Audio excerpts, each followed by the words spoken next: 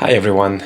A few days ago I concluded Project 5, Essential Clairvoyance, in the Sage Network experiment series.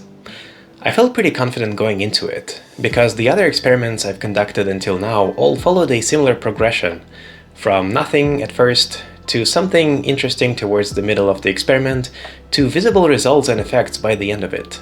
There were of course always hurdles and leaps of faith to overcome, but I was expecting the experiment to follow a similar progression.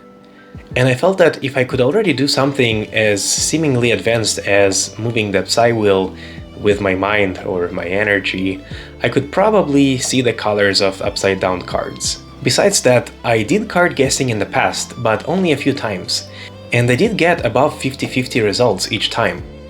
I didn't dare do it very often though, because I was cherishing those successes, being secretly afraid that they could be completely accidental, and that with enough trials it will be clearly shown to be the case. So these feelings of insecurity still lingered at the back of my mind as I began the experiment. But I wasn't going into it to show off.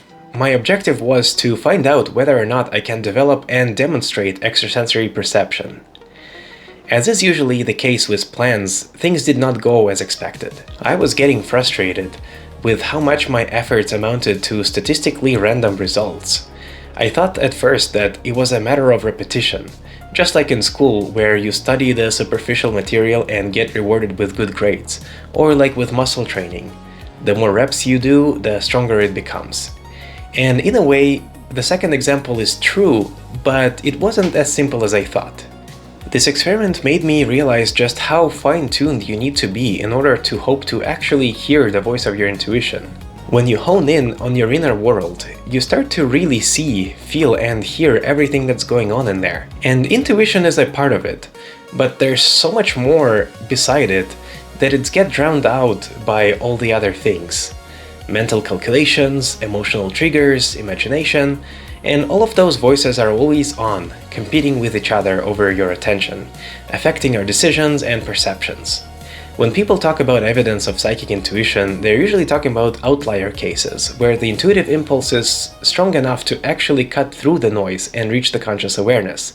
In cases such as before a big disaster, when a close person is hurt or in danger, or on a lighter note, when an old friend is about to call you after a long time of no contact. But wouldn't it be nice to always be attuned to your intuition, and know exactly why you feel or think a certain way, what exactly inside you makes you act in one way or another, even in casual day-to-day situations, and have the level of inner stillness and clarity necessary to always know the right move, or at least to make one confidently and with competence. I'll come back to that later, but first a brief recap of the experiment setup.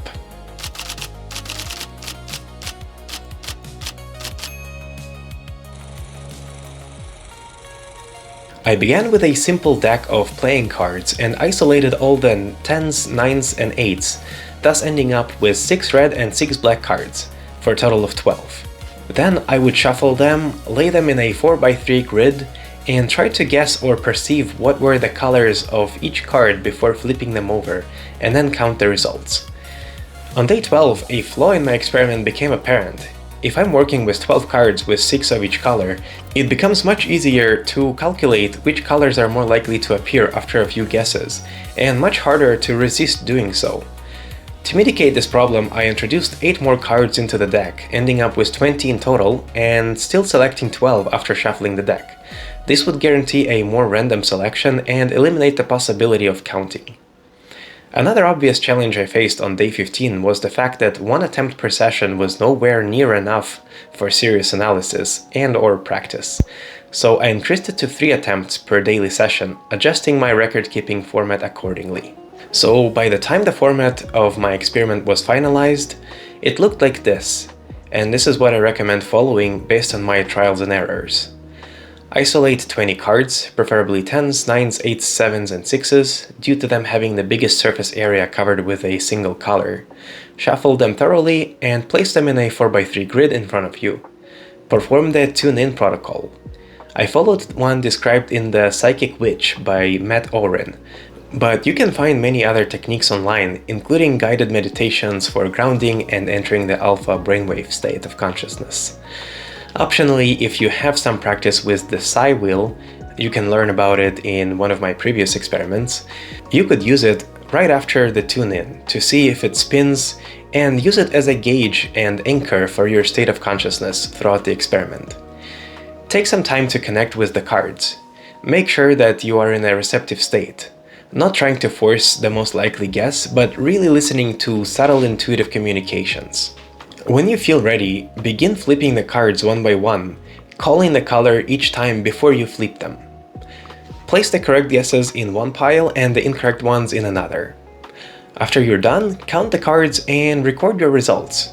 You can use my specifically designed tracking sheet that is attached below. Add the remaining 8 cards to make a deck of 20 again and reshuffle. Repeat the process for each attempt in your session. I recommend 3 to 5 attempts per session. A journal about your experience at the end. I can roughly isolate 3 phases in my experiment. Day 1 to 11 was a preparatory phase, figuring out the internal and external aspects of the practice, including filming setup for the daily shorts, as well as beginning to understand the inner state requirements. Day 12 to 20 was refinements, establishing the most efficient experiment protocols and better understanding the actual requirements in terms of attunement. During this phase, I realized that the experiment is not about simple repetition. It's about A. Learning to tune in deeply into my internal state and becoming receptive, B. Perceiving the subtle intuitive cues, and C. Filtering out the rest of the mental, emotional, and physical signals. Day 21 to 30. Real progress. With the method all but established, with some refinements still added occasionally, this was the time I could finally really focus on making progress. And it was reflected both in my internal state and external results. I began getting a lot more positive sessions. Throughout this practice, and especially during the last phase, I noticed 2 tendencies that apply in all areas of my life, and the practice turned out to be a golden opportunity to overcome those common pitfalls for me and all those who share the same struggles and are willing to look at themselves honestly and put in the work. But I'll come back to that later. The experiment was concluded with a total accuracy score of 50.54%, or if you break it into phases, then 53.06% at the end of phase 3. And the reason why the per phase results even matter is because what I was testing was not simply a phenomenon that, if real, should reliably produce similar results by repeating a set of actions. It's a skill, one that is expected to improve over time with continuous practice. Of course, the ideal way to test something like this would be to set a much longer duration for the experiment. If phase 1 took about 11 days and phase 2 took another 8 days, then it would make sense for phase 3 to be at least 5 times longer than phase 1 and 2 combined. So around 100 days, not 9 days, which was what I was left with from the total 30-day framework. I will continue the experiment off camera to provide more accuracy and clarity in the future, but for the sake of this video, I had to conclude the official phase within the allotted time frame. So take the following statistical analysis with a grain of salt. The results happen to lean positive in the end, which makes things rather complicated. Because if I ended with, for example, 49.5, I would have less to report, as it would look a lot more like the experiment has conclusively failed. But the small lean of 50.54 overall, or 53.06 for phase 3, is just marginal enough to question, is it random or was there real progress made? And it's quite possible that the answer is yes, there was. So that's my disclaimer, but now it's time to show you the data and let you decide for yourselves. From statistical perspective, 50.54% accuracy is close enough to 50% that it can still be explained by chance, but not so close that it's completely meaningless. When the sample size is as large as 744 total cards, any result between roughly 46% and 54% falls within the expected margin of random variation. So even though the data leans positive, it does so just below the threshold of what would typically be considered beyond chance. However, with additional context, the phase breakdown presents a more interesting picture. Phase 1 began strong at 53.03%. Phase 2 dropped to 45.63%, and Phase 3 recovered to 53.06%. This pattern suggests a nonlinear learning curve. A dip during the adjustment phase followed by a recovery once the method and mental state began to stabilize with sufficient practice. Whether that's a coincidence or actual skill improvement is debatable, but it aligns well with what one might expect from training a subtle perceptual ability. Across the entire experiment, red cards were guessed correctly about 53.26% of the time, while black cards averaged 47.65%. Statistically, there's roughly a 13% chance that a difference this wide could appear purely by random variation. In most research, we'd want this probability to drop below 5% before we call it significant, so this gap doesn't prove anything on its own. Still, it's intriguing that the advantage for red remained consistent across the experiment. I know that I have been subconsciously thinking of red as more bright and noticeable, and that might have played a role in the discrepancy, but of course the possibility of it being pure chance is still there. Finally, if we count each session as a simple hit and miss, with a hit being 7 correct guesses or above and miss being 5 correct and below, another interesting detail emerges. Phase 3 produces the highest number of winning sessions, 14 out of 28, and fewer losses than the previous phases. This reinforces the idea that even if the numerical margin is small, momentum was building towards more consistent, above-average outcomes.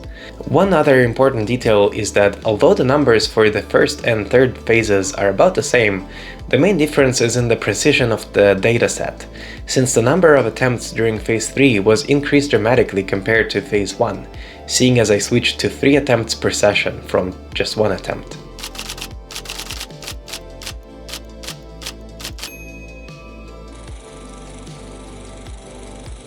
A part of me wishes that the results were leaning more in my favor, pointing to a definite proof of ESP in my trials, and I'm sure that many of the viewers would like to see that as well. But assuming ESP is real and learnable, the statistical results are a reflection of my skill level, and I wouldn't have it any other way. If my total happened to be 60% or above by pure luck, that wouldn't be an accurate representation of my skill level, but it would likely make me more arrogant and analytically blind. This is why, although the results might not look like a resounding success on paper, I'm not disappointed. On the contrary, I believe something very valuable was learned and achieved. So let's talk about that.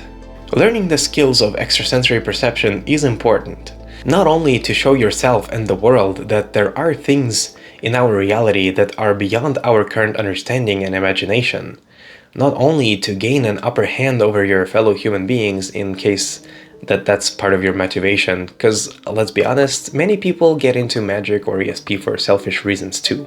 But no, the real reasons, which I've known about intellectually before the experiment and which I have faced and experienced directly during the experiment, are vastly more significant and make it worth the practice even if you ultimately miss every single card. In my previous experiments, especially the psi wheel and the intention jars, I ended up with a clear, demonstrable result. But things are not so certain here. It is true that my statistical result happens to be above 0, but only slightly so, and this experiment turned out to be humbling to say the least. During Phase 1, I started off a little messy but with fresh motivation. I had a few successful runs that felt encouraging, and many runs of exactly 6 correct and 6 incorrect guesses that left me feeling puzzled. At least until I figured out that it was because I've been subconsciously counting the cards. It was fascinating to observe the ability of my subconscious to run background processes in a way so subtle that it took me almost 2 weeks to figure it out. And when this factor was eliminated, I realized how much noise it was adding on top of the subtle signals of psychic intuition. On day 6, I was hit with my first bad session, with another blow to my ego on day 9, and a devastating hit on day 13, where I only guessed 3 cards correctly, followed by only 4 correct the very next day. I'm joking about it now, but I felt quite distraught in the moment. These failures made me question not only the technicalities of my approach, but whether or not I'm actually wasting my time with this experiment. I also realized that 1 attempt per session is just not enough to compile a reliable dataset, so starting from day 15 I changed it into 3 attempts per session. Aside from 1 positive hit on day 16, I've been consistently getting results at or below average. I felt like giving up on day 18. The commitment to finish what I started was the only thing to keep me going in the complete absence of positive reinforcement. And on day 19, I finally got 7 out of 12 correct, which isn't a big deal statistically, but it was for me. However, as it happens, I also had the very worst attempt in the same session, with only 2 correct guesses out of 12. It's almost like you have to be a reverse psychic to pull that off. But I wasn't upset anymore. The trials and tribulations I endured during the first 19 days of the experiment helped me understand something. I forgot that life is about the journey and not the destination, and I was chasing results, but I should have been focusing on my technique instead. And thus, the next day, I started with a fresh determination. This time I added another element to the process, the psi wheel. I performed the tune-in process with my eyes closed and the psi wheel in front of me. And when I opened my eyes, I would see the psi wheel steadily spinning. A good sign that I'm ready for the session. With the flaws in the process polished away and a general insecurity, which was the biggest obstacle, defeated, I began to really focus on my internal state and discovered how much was hiding in there. It's hard to see when looking at the numbers and hard to explain in words, and this is why I recommend trying this experiment for yourselves. When you're deeply attuned to your inner nature, trying to perceive the quiet signals of your psychic intuition, you will begin to perceive a whole world of things that are always there but which we don't even notice. Yet all of them affect our decisions and perceptions. As soon as I touch a card, the internal dialogue starts running. Red, or is it black? The previous one was red, so the one beside it is likely to be red also. Or is it more likely to be black for the same reason? And why do I feel worried when I'm about to call the color? Is it my intuition telling me I'm wrong, or is it just my habitual fear of making a mistake? And this entire conversation and more happens in under a second. And you can only fully perceive it after multiple sessions of deep attunement, let alone get it under control. I also noticed the effect of 2 unfortunate tendencies that I have, which I promised to come back to at the beginning of the video. The first one is a service-level approach to tasks. I have a maladaptive tendency to not connect to tasks deeply. I try to finish them as quickly as possible, while mentally I'm somewhere else. This impacts both the quality of my work and also pleasurable activities like trying to enjoy food. Instead of fully connecting with what I'm doing in the moment, I'm thinking about the next task or any number of other mental musings, keeping my consciousness in a liminal state, not completely present and not completely absent. I tend to call it the touch-and-go mentality, but an ESP practice will not let this slide. I had to learn to be completely present in the task, giving it my full attention for the entire duration of the session. A part of me was feeling annoyed and overwhelmed about it, but overall I was grateful for being shown that lesson and having the opportunity to train and develop a more connected and focused state of mind. The second one is impulsive frustration. Just like with the first tendency, it permeates every aspect of my life and usually feels very subtle. In fact, without bragging, I can say that people repeatedly describe me as a very patient and level-headed person. But usual life situations don't come close to the level of receptive awareness, patience, and discernment that an ESP training requires. As soon as I make a mistake, I find myself wanting to compulsively pick up the next card, guessing the color purely on the basis of pattern recognition, which is extremely helpful in situations with known or visible variables, but is completely useless and misguided in situations where the variables are invisible to the 5 physical senses, and amounts to complete chance that only feels like logic. This inevitably leads to mistakes and loss of concentration, and as anyone who tried chess would know, the further you let yourself follow impulsive behavior, the worse situation you will get yourself into, and the earlier you catch it, the easier it is to recenter yourself. The practice of card guessing proved to be invaluable in recognizing those 2 tendencies and training myself to avoid or mitigate them, instead cultivating a state of deep connection and receptivity. And for that alone, I cannot recommend this training enough. Fortunately for me and for you, if you decide to try the experiment, it is possible to overcome all of those problems. What this practice taught me was more valuable than just being able to guess the colors of upside-down cards. It helped me develop a level of focus, sensitivity, and patience that is hard to achieve, experience, or replicate under most other conditions. Until you experience it, it's hard to even imagine the level of focus achievable through and indeed required for this practice. The method that emerged through my many attempts consists of three main components: quieting your mind through focus, learning to listen to your inner self through sensitivity, and quieting the mental, emotional noise in the long term, or cutting through it in the short term. The short-term, long-term difference is not trivial. I'm currently at the stage where my level of focus and discernment is not quite at the point where I can quiet my mind completely. So what works best for me right now is to call the caller and flip the card as soon as I get the first impression. The more I trust the process, the more correct guesses I get. But as soon as I hesitate or get distracted, the interference becomes too loud to ignore, resulting in many of the mistakes in phase 3.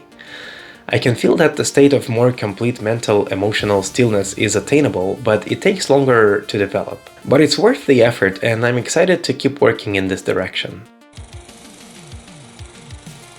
Spiritual development is a practice and its own reward.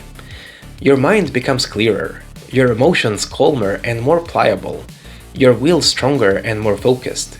You become a master of your own life, and you gain the ability to heal, teach, and elevate others by just being there and being yourself, without even trying. Pain and suffering transform into lessons that make you wiser and challenges that make you stronger. And these benefits cannot be overstated.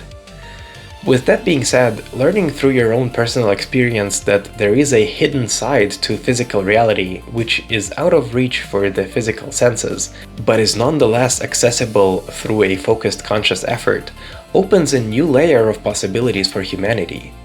If enough people follow this or similar protocols and achieve a sufficient degree of extrasensory perception, our science, philosophy, economy, and even religion and politics will be profoundly affected. And dare I say, in a positive way.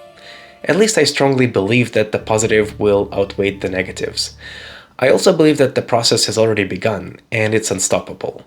The appearance of works such as the telepathy tapes, the interest of governments and scientists in the UFO phenomena, including their spiritual aspects, and recent discoveries in quantum physics are all converging towards the next step of human evolution, a spiritual one.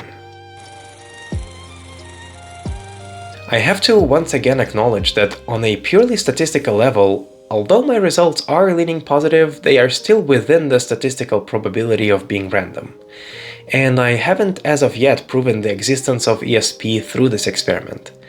But if you've been paying attention to everything I just said, I'm sure I've given you enough reason to try this practice anyway. And I will be right there with you, continuing for another 70 days until I have a total of at least 100 sessions.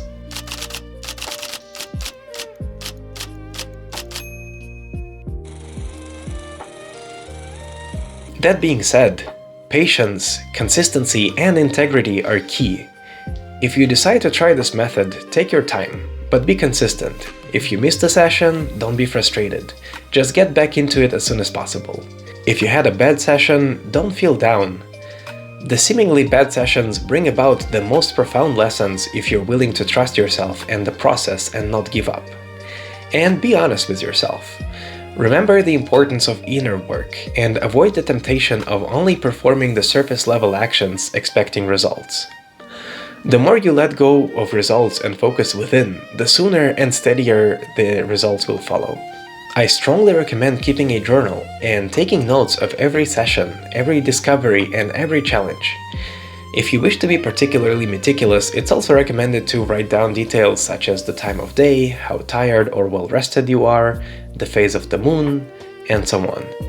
In the video description, you will find a spreadsheet which I developed over the course of my experiment. In it, you can record your sessions, including correct and incorrect guesses, as well as which color you guess more often. The formulas calculate your accuracy automatically, as long as all the fields are filled in. It's available for free, and I'm sharing it in order to make it as easy as possible to perform this experiment, and I want to encourage as many people as possible to try it. Remember, a good house starts with a strong foundation. A robust tune-in protocol is important. As I mentioned earlier, I've been using the method described by Matt Auren in his book, Psychic Witch, a metaphysical guide to meditation, magic, and manifestation. But there are many other methods available. Another one I can recommend is the Focus 10 tapes of the Gateway Process by the Monroe Institute. I believe you can find the tapes on YouTube. Feel free to experiment and see what works best for you. The main thing is to not skip this step or take it lightly. The better you tune in, the better the results will be. With that, I invite you once again to try this experiment for yourselves. I really appreciate you watching this video and supporting me in this process. And I hope you find it helpful, but ultimately no amount of books or videos will replace personal experience. And I will be right here to support you. I always read the comments and I reply to them as soon as I can. You will also find the link to my Discord community in the description, so feel free to join and ask questions or share your experiences there. Do you think ESP is real? What would be your biggest motivation to develop ESP abilities? And how would humanity change if everyone had ESP abilities? I'm looking forward to hearing from you. Thank you again for watching this video. If you enjoy my content and find it helpful, please help me continue to make it by liking this video, subscribing to my channel, and sharing this video with your friends. Feel free to reach out with any questions, suggestions, or observations. And I'll see you next time. Good luck.